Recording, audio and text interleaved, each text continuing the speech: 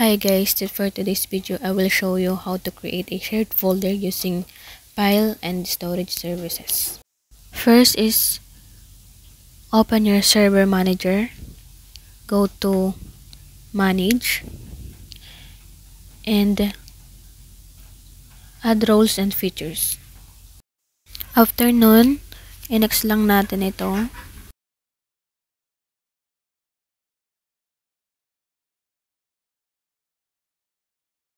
Next lang din. Tapos, makikita ninyo naka-install na yung file and storage services sa akin. So, in my case, naka-install na siya. And kung wala pa kayo, piliin nyo lang yung file storage and next nyo lang, sabay install.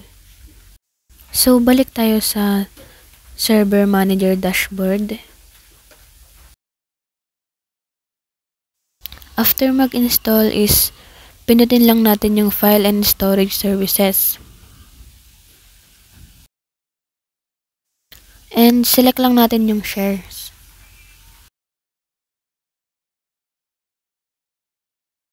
So, as you can see, ito yung aking free space pa sa storage. So, mag-create lang tayo ng new shares. And select natin yung quick and next. So, makikita natin dito yung share location and we have select by volume and type a custom path. So, pwede kang mag-create dito. So, ayan, select lang natin yung select by volume and next lang natin.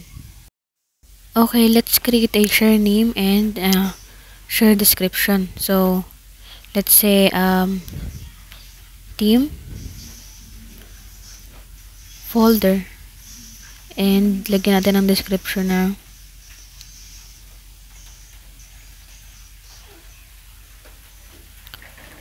folder for collaboration. So, tandaan lang natin itong ating server. After nun is pinutin lang natin yung next. So, leave lang natin ito and next. So, dito makikita ninyo yung type, principal access. So, next lang natin. So, dito you can review your summary bago natin mag-create.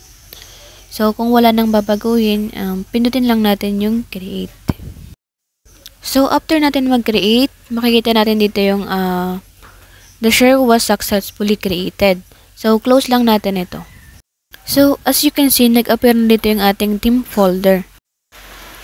So, pag pinindot natin ito, meron tayong pagpipili ang tatlo. So, open natin yung properties. Meron naman ditong general permission settings. Punta tayo sa permission and i-click lang natin yung customize permission. So, click lang natin yung add dito. And select a principal. After nun, click lang natin ang objective type and select natin yung computer. After nun, click OK. So, let's say ito ay client 1. Ayan, so okay. So, dito sa permission is, let's say full control. And dito pwede ka mag-add ng condition. So, kapag wala na, ay click mo lang yung OK. So, makikita natin dito yung client natin na naka full control. So, apply lang natin ito and click OK.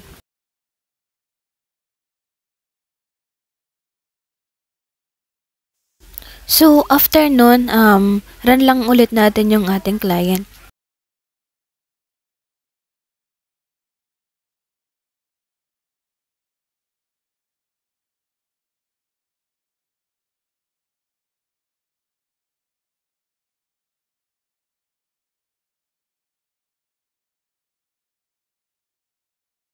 So, tingnan natin kung naka-connect na yung ating ginawang shared folder. So, punta lang tayo sa Files, this PC and local disk.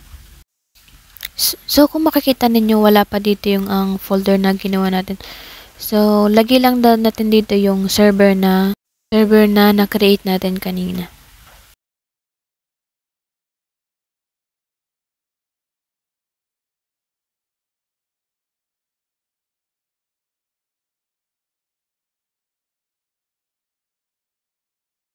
So, after natin malagay, may lalabas na internet network credential. So, lagay lang natin yung ating client 1 and password.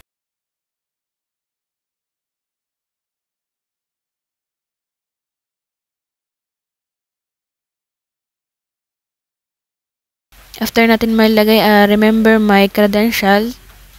Check lang natin yun. After nun, so, balik lang tayo sa server manager.